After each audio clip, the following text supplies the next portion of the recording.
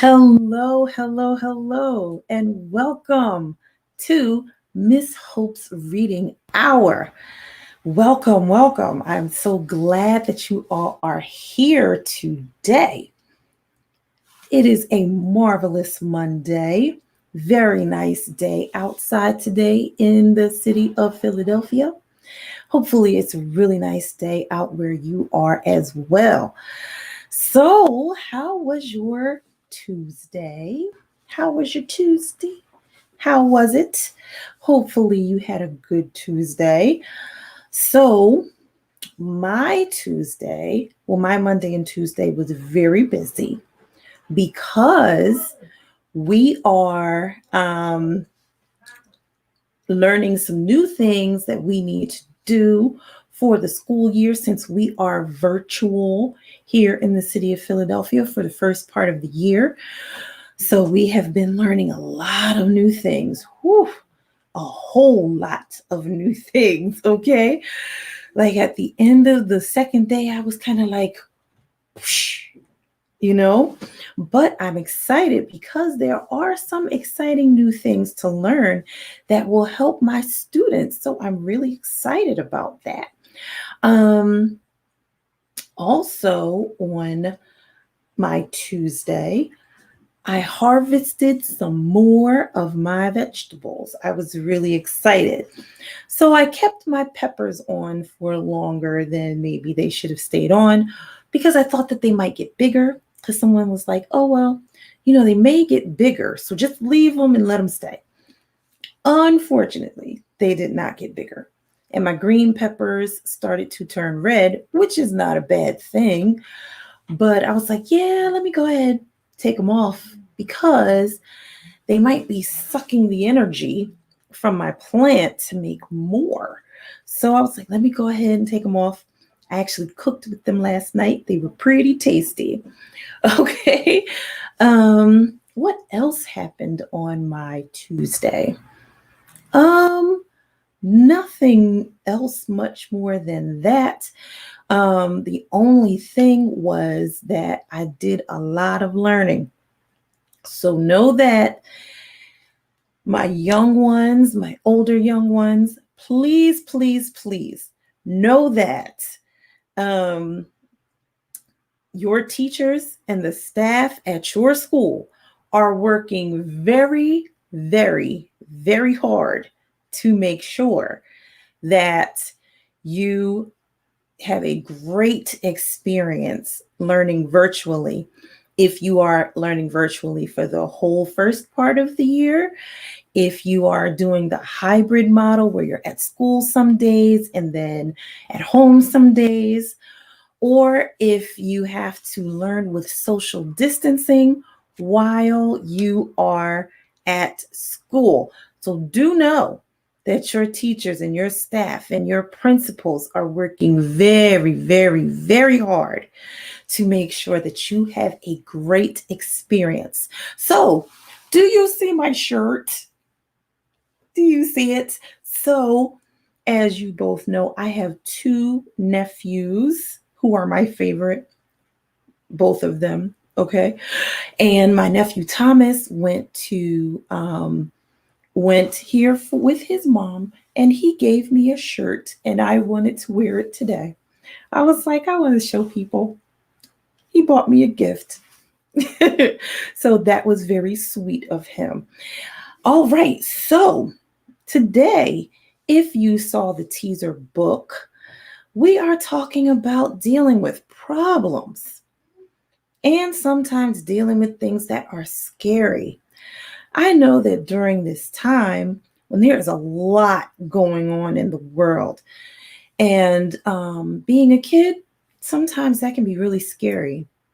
And you don't really know what to do about what's going on. You don't know how to deal with it. And especially doing this new virtual thing, you might have some problems and it will get really frustrating. So, how do you deal with a problem? Also, with all of the things that are going on in the world with, the virus and some of the things about racism and stuff like that, and things that you may see on the news, a lot of things may be scary. And sometimes, because of those huge things that are scary, sometimes small things can seem scary too. And they might not be quite as scary as you think. So that is what our two first books are going to be about. Let's go over those books, shall we? So, and of course, you all know about the chapter book. I'm excited because I want to know like what's going on after what happened to Teddy in Belly Up. Okay. So our first book, I've heard of this book. I never actually saw it and I never read it. So this book is called The Gruffalo. What the heck is a Gruffalo? The Gruffalo. This book is by Julia Donaldson and Alex Scheffler. The Gruffalo. I mean, he looks like a pretty nice guy. I could see how he could be scary. Let's find out about the Gruffalo today. And our main teaser book called What Do You Do with a Problem? Sometimes it is very, very difficult to figure out what exactly do you do with a problem. Okay, so what do you do with a problem? That is going to be our teaser book for today. We're going to find out, what do you do with a problem? And goodness gracious, last but not least, I'm excited because I want to find out what's going on. Who, as Miss Eileen said last week. Belly Up. We are finding out more little clues about possibly what happened to poor Henry the Hippo and why he went belly up. We got to find out what's going on, friends. I am excited about finding out who did it. Who did the deed to Henry the Hippo? Okay, so now let us get to, also, just so you remember, I need you to vote, friends. Vote, vote, vote, vote, vote for the time that you would want to see Miss Hope's reading hour broadcast during our back to school time. Because of course, the time is going to have to change, right? So the choices are 5 p.m., 6 p.m., or 7 p.m. on Mondays, Wednesdays, and Fridays. But I need for you all to vote. So on Facebook, in the Facebook group, there is a poll where you can go and vote. On YouTube, if you are watching on YouTube, type in the comments what time would be best for you and your young ones. Okay. On Periscope, please type in the comments which time would be best for you. And on Instagram, type it into the comments of this video. Okay. So I need you to do that because there are some votes. Not a whole bunch of votes, but whichever time has the most votes, that is the one we're going to go with, okay? So now let us get to our first book, the teaser. What do you do with a problem? This book is by Kobe Yamada and illustrated by May Bessam, okay? If you remember, we did read one of their books before. I actually love these books. They're so good. And I actually want to get the whole set. I think I'm maybe too shy. Remember Maybe that we read? Maybe is also by Kobe Yamada. Okay, so now remember we need some ambiance to go along with our reading, right?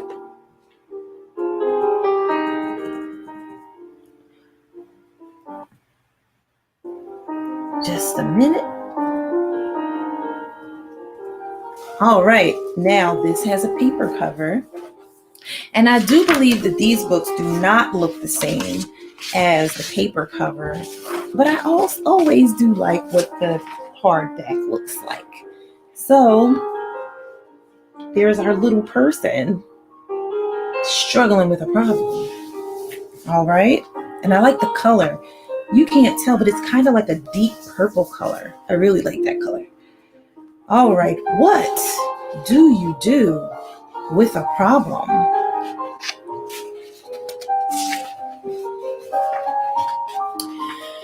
I don't know how it happened, but one day I had a problem. I didn't want it. I didn't ask for it. I really didn't like having a problem, but it was there.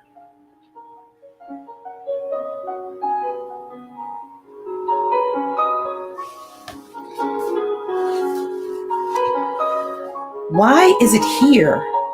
What does it want? What do you do with a problem? I thought. I wanted to make it go away. I shooed it. I scowled at it. I tried ignoring it. But nothing worked.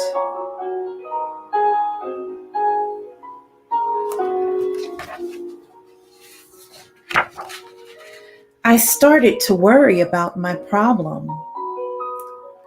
What if it swallows me up?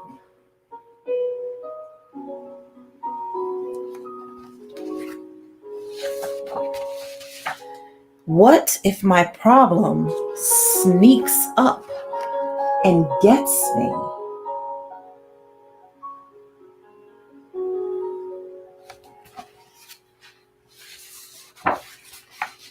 What if it takes away all of my things?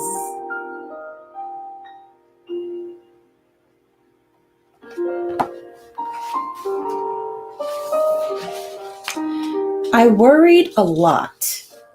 I worried about what would happen.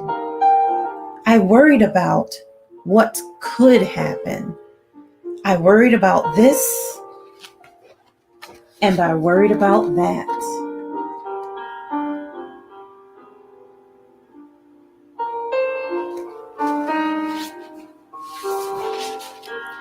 And the more I worried, the bigger my problem got.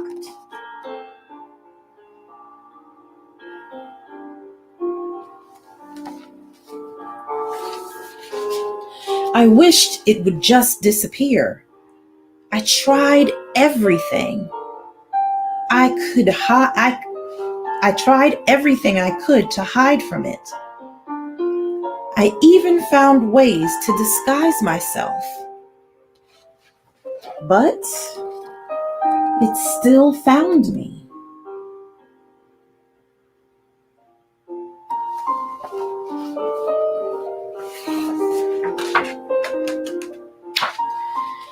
And the more I avoided my problem, the more I saw it everywhere.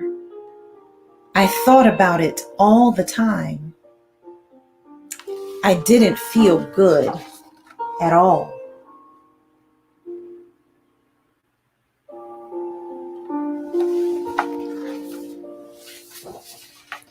I couldn't take it anymore. This has to stop, I declared. Maybe I was making my problem bigger and scarier than it actually was. After all, my problem hadn't really swallowed me up or attacked me.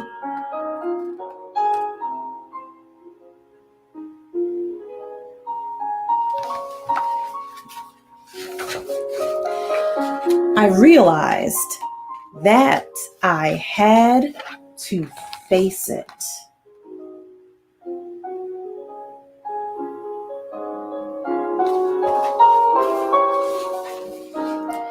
So even though I didn't want to, Even though I was really afraid, I got ready and I tackled my problem.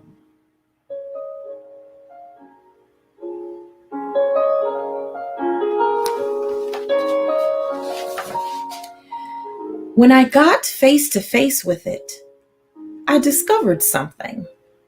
My problem wasn't what I thought it was. I discovered it had something beautiful inside. I wonder what that was. My problem held an opportunity.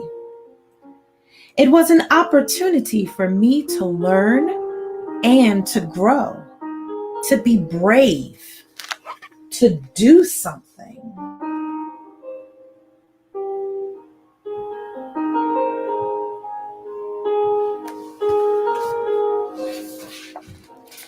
It showed me that it was important to look closely because some opportunities only come once.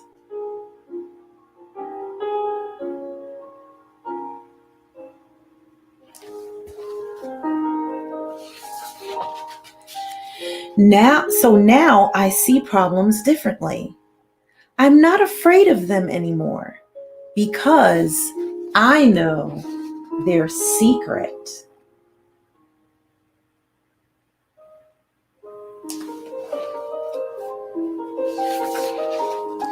Every problem has an opportunity for something good. You just have to look for it.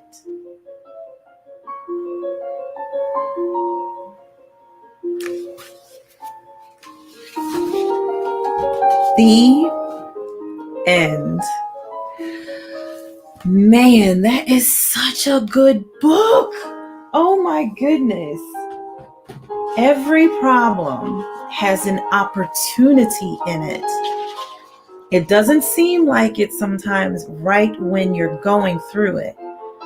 But if you think hard enough and if you deal with it, sometimes it's really hard not to worry about that problem. I know. Sometimes it's really hard not to worry about that problem. But if you just face it and you deal with it, there's an opportunity there to get past it and something beautiful on the other side. So that is what to do with a problem. I will tell you a secret. I was having a few rough days and I was really sad and didn't want to deal with my problem.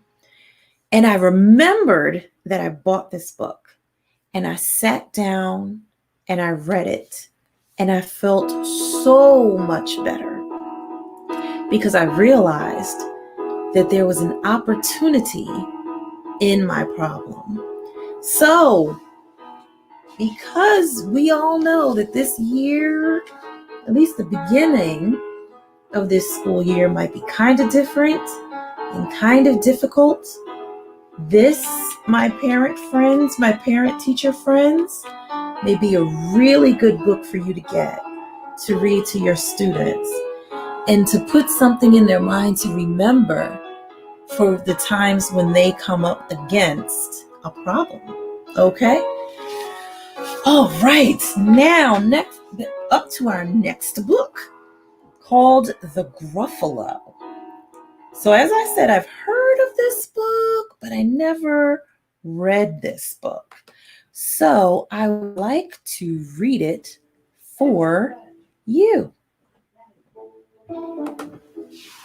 The Gruffalo by Julia Donaldson and Alex Scheffler. See what's so scary about this here Gruffalo. Okay.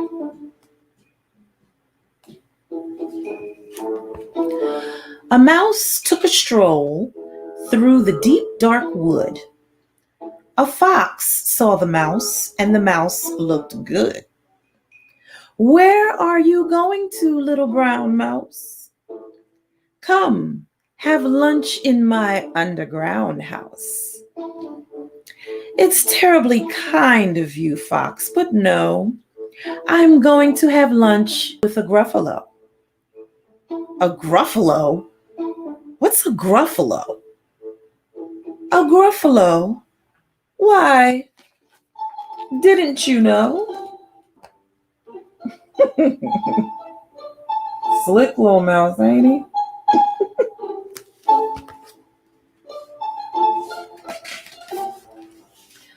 He has terrible tusks and claws and terrible teeth in his terrible jaws. Why are you meeting him? Here. Well, where are you meeting him? Here, by these rocks. And his favorite food is roasted fox.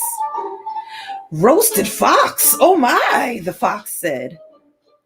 Goodbye, little mouse, and away he sped. Silly old fox. He doesn't know. There's no such thing as a gruffalo. Told you he's pretty slick.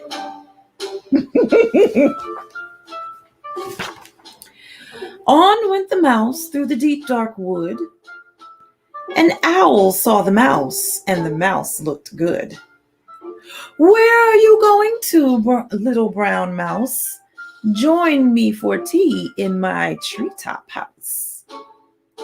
It's frightfully nice of you, owl, but no, I'm going to have tea with a gruffalo. A gruffalo? What's a gruffalo? A gruffalo? Why, didn't you know?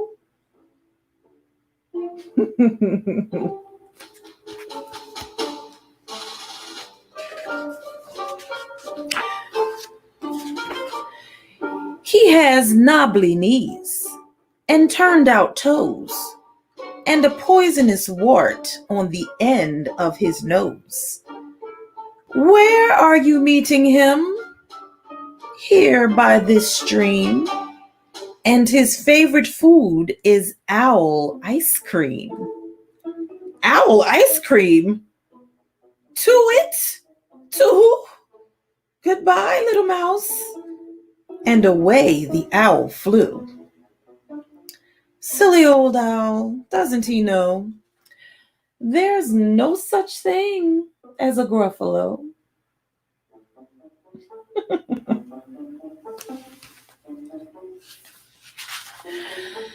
On went the mouse through the deep dark wood, and a snake saw the mouse, and the mouse looked good. Where are you going to, little brown mouse? Come for a feast in my log pile house. It's wonderfully good of you, snake, but no, I'm having a feast with a gruffalo. A gruffalo? What's a gruffalo? A gruffalo? Why, didn't you know?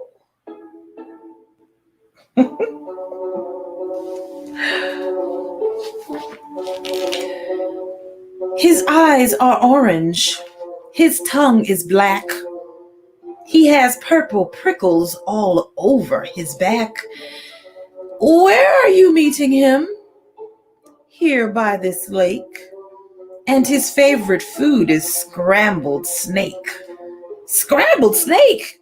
It's time I hid. Goodbye, little mouse. And away the snake slid. Silly old snake. Doesn't he know? There's no such thing as a gruffalo.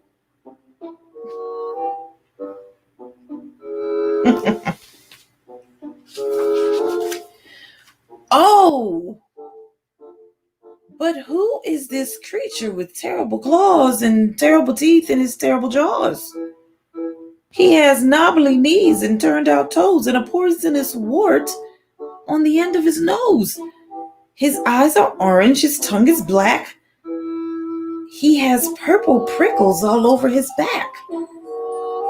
Oh, help! Oh no! It's a Gruffalo!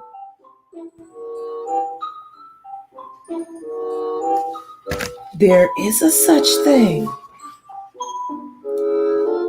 My favorite food, the Gruffalo said. You'll taste so good on a slice of bread. Good? Said the mouse. Don't call me good. I'm the scariest creature in this deep dark wood. Just walk behind me and soon you'll see everyone is afraid of me. Oh, sure, said the Gruffalo, bursting into laughter. You lead the way and I'll follow after. They walked and walked till the Gruffalo said, I hear a hiss in the grass ahead.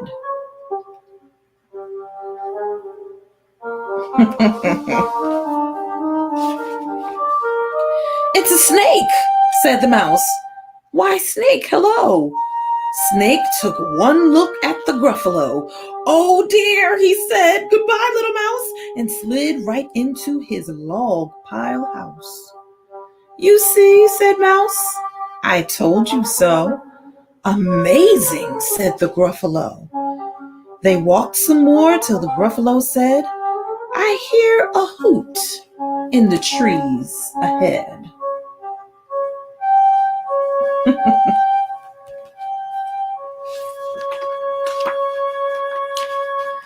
It's Owl, said the mouse. Why, Owl, hello. Owl took one look at the Gruffalo. Boo-hoo, he said, goodbye, little mouse, and fled right up to his tree-top house. You see, said the mouse, I told you so. Astounding, said the Gruffalo. They walked some more till the Gruffalo said, I hear some paws on the path ahead.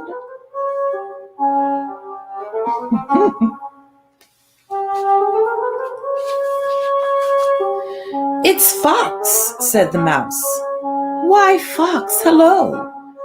Fox took one look at the Gruffalo. Oh, help, he said. Goodbye, little mouse, and ran right into his underground house.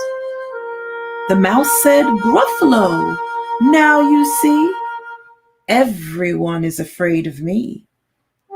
But now my tummy is starting to rumble. My favorite food is Gruffalo crumble. Gruffalo crumble, the Gruffalo said, and quick as the wind, he turned and fled.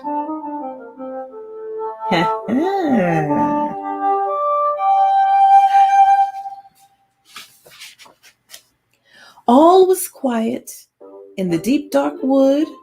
The mouse found a nut, and the nut was good.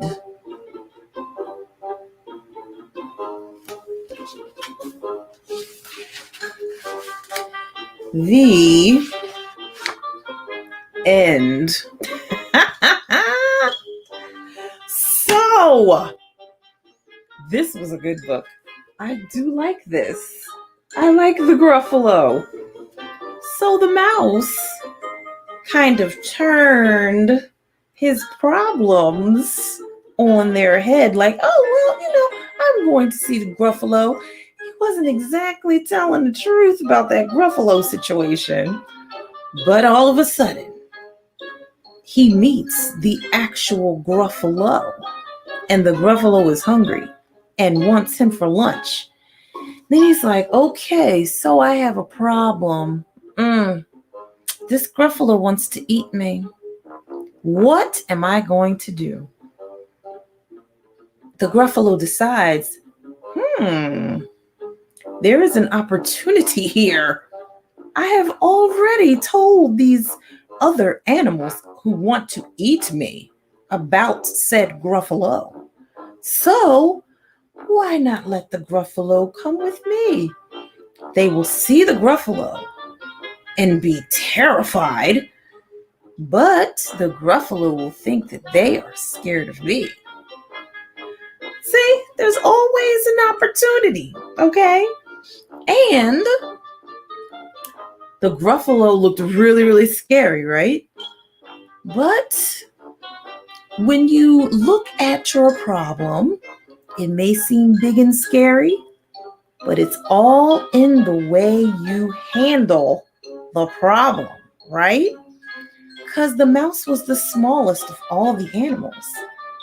But when you use your brain and you think your way out of a problem, sometimes you can get out of a situation and find the opportunities in the problem. Very good book, The Gruffalo. Oh, my friends, where are my glasses? Just a second, I must reach over and get my specs. Because now, my friends, it is time for Belly Up. Now, let me clean my glasses, friends. In our last installment of Belly Up, we found that the whole security team of Fun Jungle had to come to the reptile exhibit. Oh, these are really still dirty. Just a moment.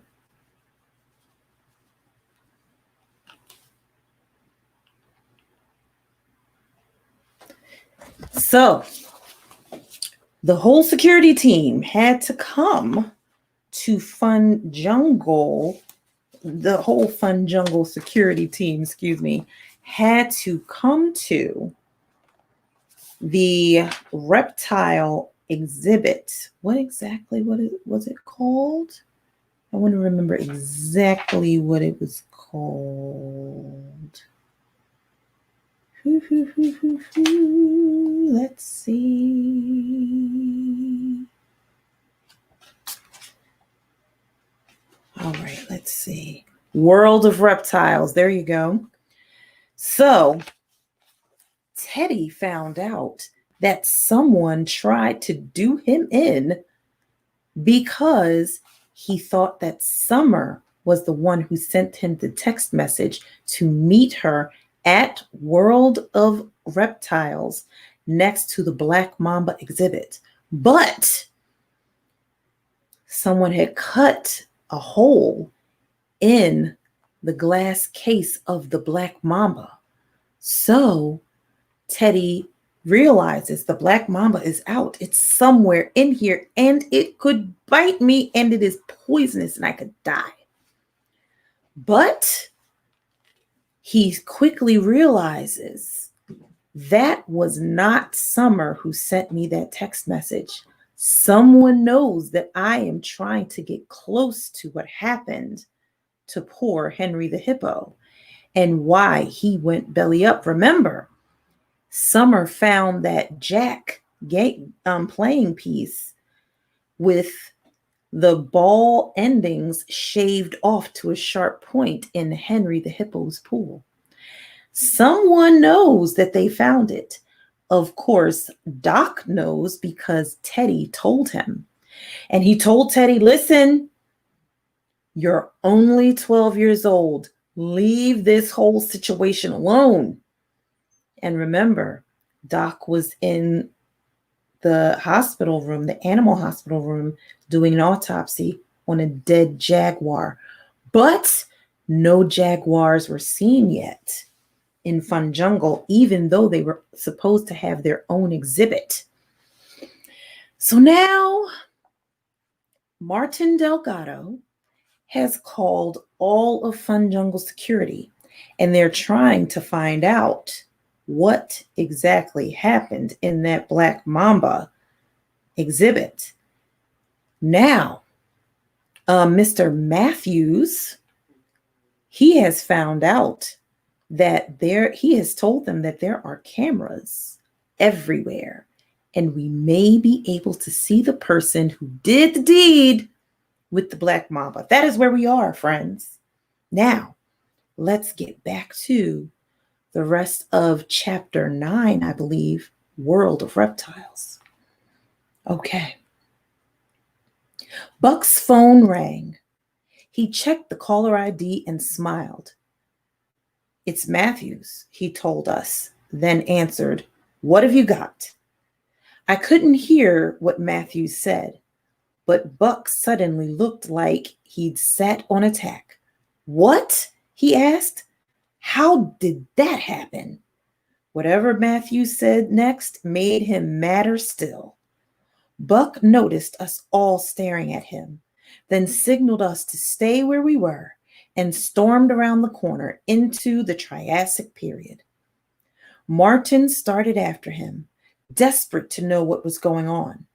But then Pete Thwacker came racing down the hall. "Martin," he yelled, "what's going on? I've been trying to reach you for an hour."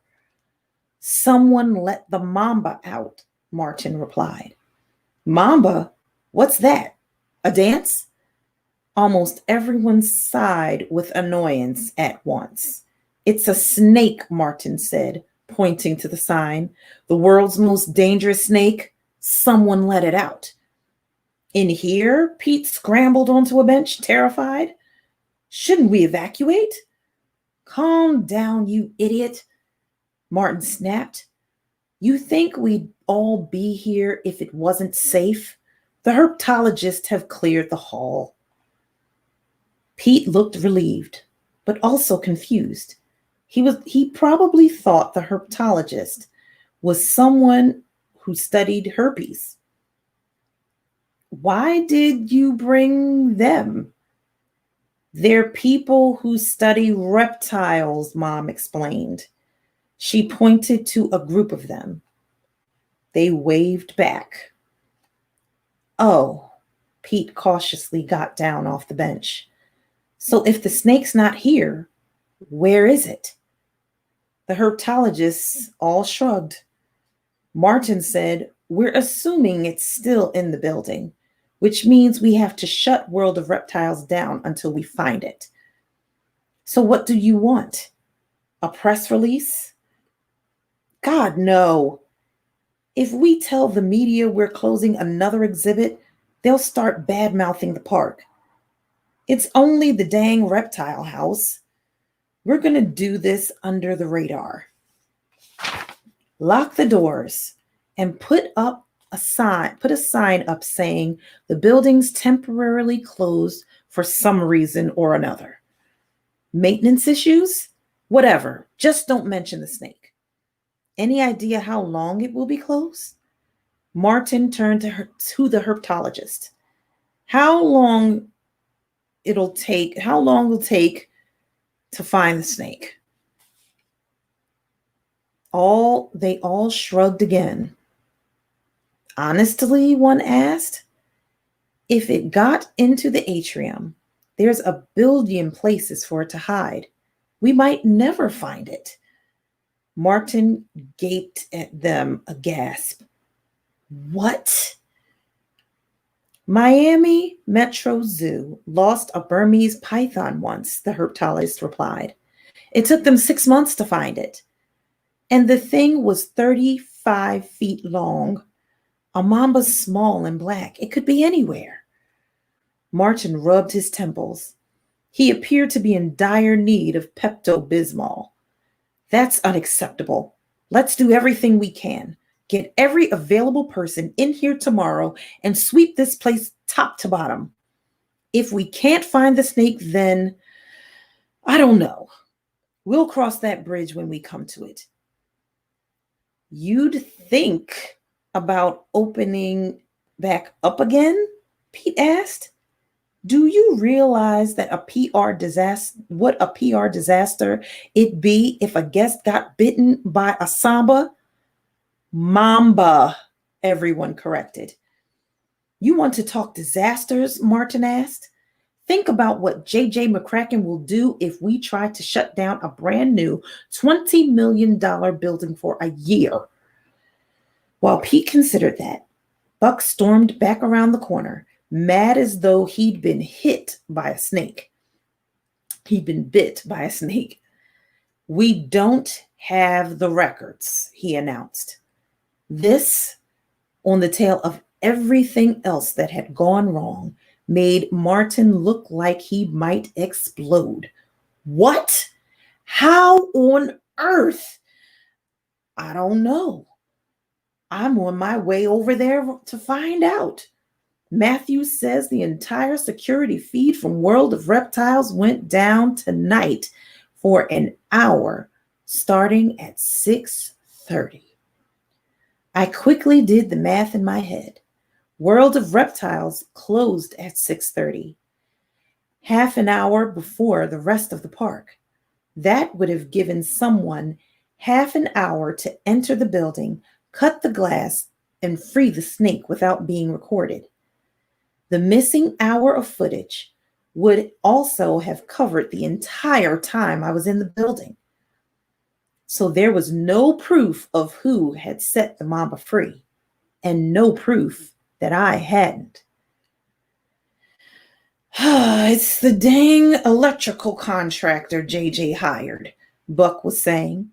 "Lazy, cost-cutting nitwit. The best quality cameras in the world don't mean squat if the wiring's lousy. This isn't the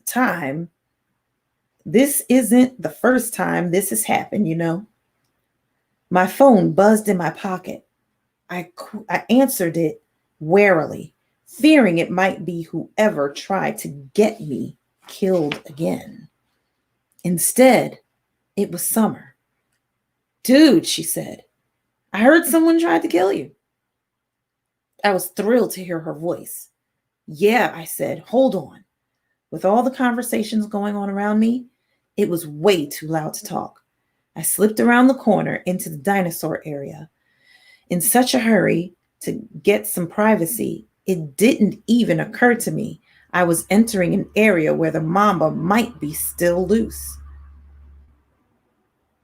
The dinosaurs had been shut down for the night. They all were frozen in mid-roar. I stopped by a Dimetrodon. That's a tongue twister. To talk. "How'd you hear about me?" "Daddy," Buck called him, and he called me because apparently whoever lured you in there used a fake text from me as bait. How sick is that? Pretty sick. Are you okay?" "Yeah, fine. I didn't ever really see the snake.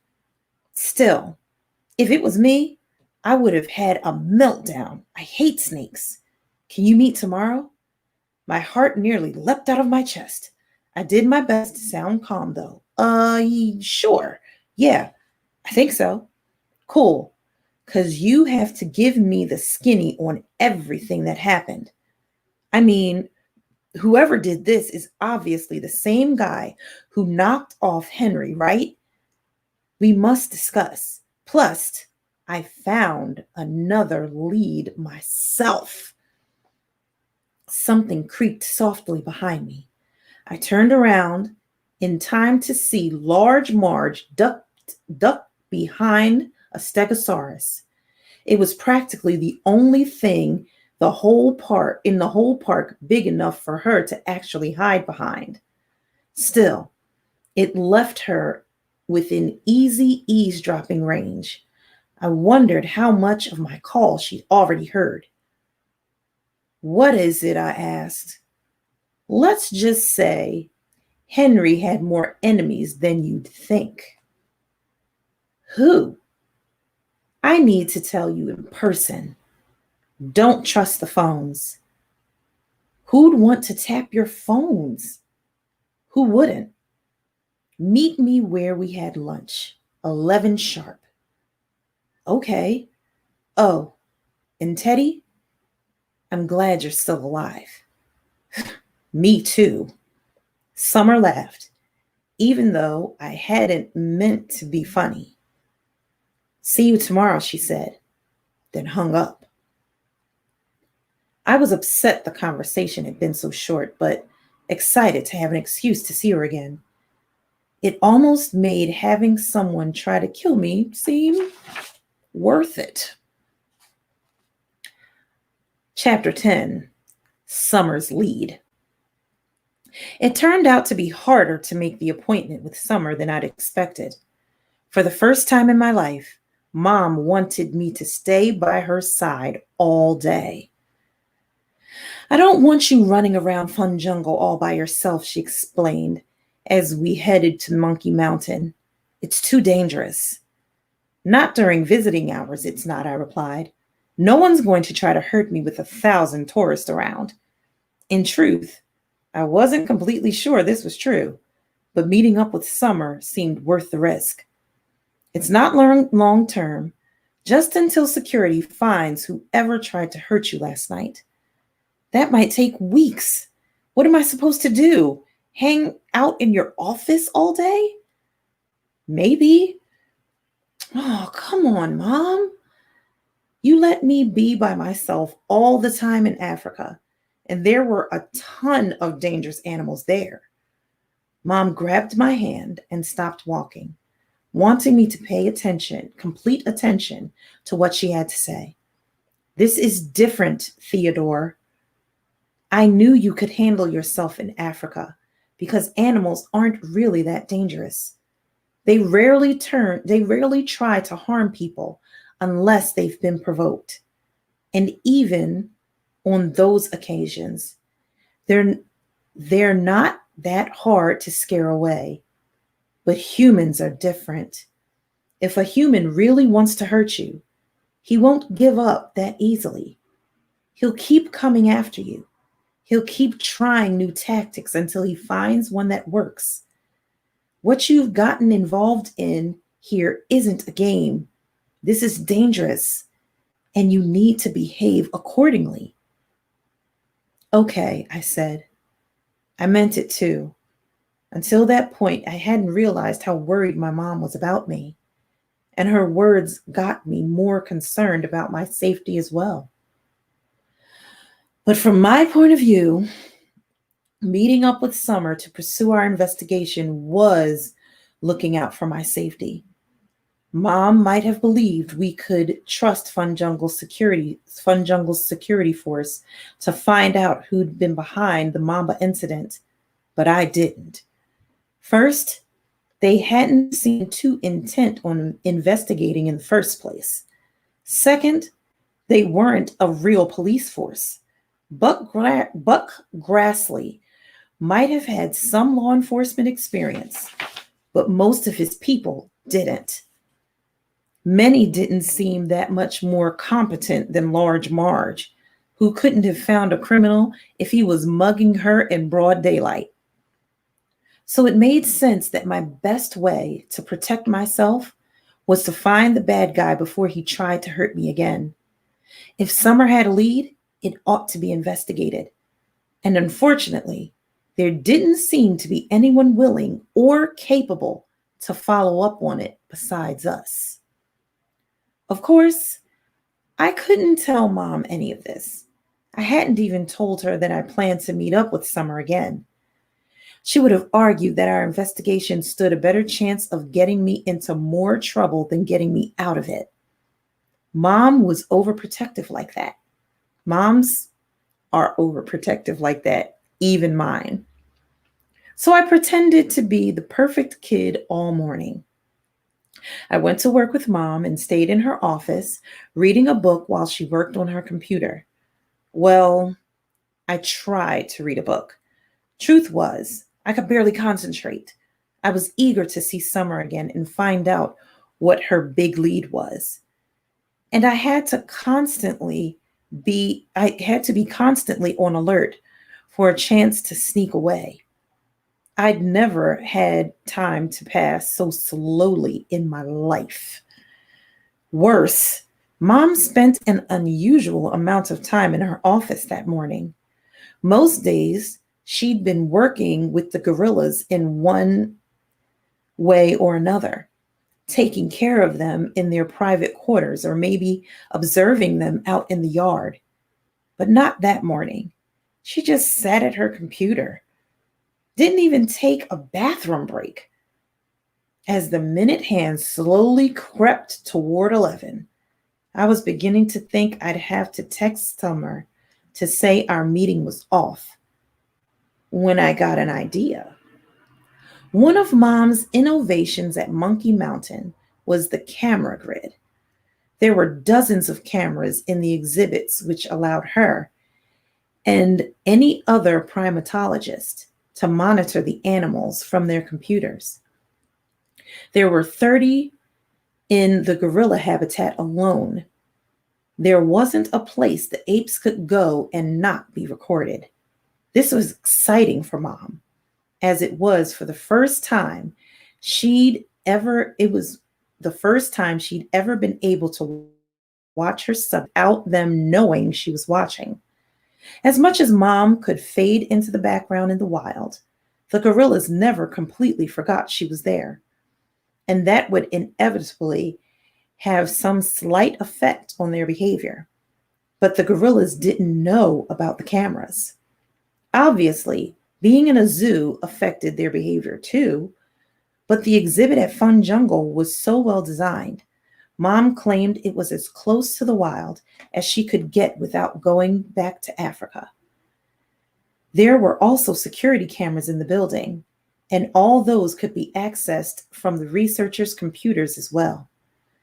I'd known about all of these before Buck Grassley had mentioned them the previous night, although I hadn't been aware that every building at Fun Jungle was as well wired as Monkey Mountain, or that all the cameras fed into a central security bank.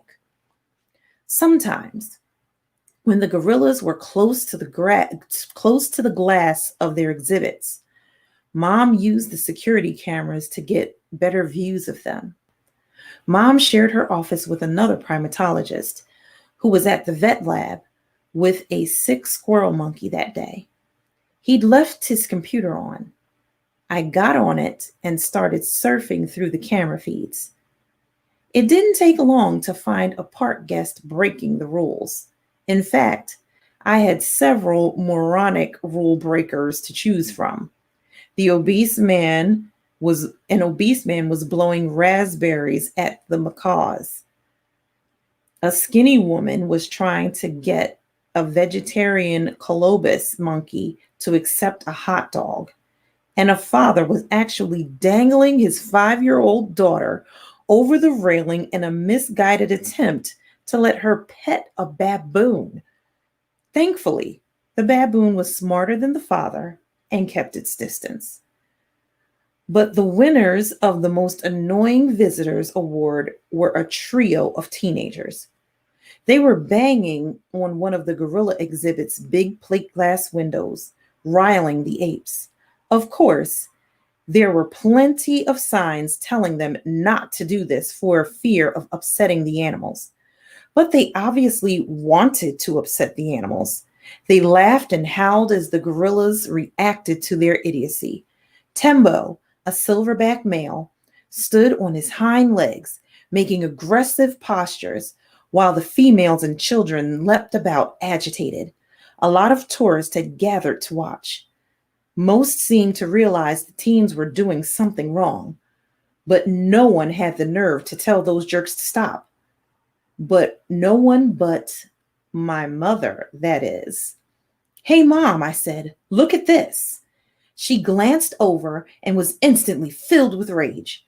Mom never liked to see animals being tormented, but she was extremely protective of her gorillas. As I suspected, she immediately snapped to her feet and stormed toward the door. "Stay here," she told me. "I'll be right back." So we will end there. Okay, so the real Summer contacted Teddy. Now, I stopped there because I knew if I read any more, I would go over time because I want to find out what happened. Okay, so the real Summer finally gets in contact with Teddy and finds out that the security cameras have malfunctioned and did not see any of the footage from 6:30 until 7:30, which was around the time that Teddy was inside of World of Reptiles and near the Mamba exhibit. So now we have no idea who cut the hole in the glass of the Mamba exhibit. So Buck Grassley is very upset. Martin Delgado is just like, close the thing down. We don't, just close it down and say it's for maintenance or whatever you want to say. Poor Pete Thwacker, he really kind of seems like he doesn't know exactly what's going on. Teddy's mom wants him to stay right next to her and has him in her office like you can't get out. I don't want you out in the park. But he's supposed to meet Summer at 11 o'clock at their original rendezvous point. But he's like, oh man, I'm not going to be able to do it because my mom is not letting me out of her sight. So, a problem. But instead of just saying, Summer, I'm not going to be able to meet you today, he finds the opportunity and looks at the cameras where the gorillas and the primates are and sees someone banging on the glass where the gorillas are. And knowing that his mom would be very upset and go to the gorilla encampment, that may be his way to get out. But is Teddy's mom going to say something to the staff there at Monkey Mountain and say, listen, don't let Teddy out of this building? Is she going to talk to security there and say, don't let Teddy out of your sight? Is she going to send someone else in? So when he gets to the door, someone's there to say, oh, Teddy, where are you going? Or will Teddy be able to get out and meet with Summer? What is the lead that Summer has? She has more evidence. How did she get it? And what is it? Well, my friends, unfortunately, we are going to have to wait until a fabulous Friday to find out all of this information.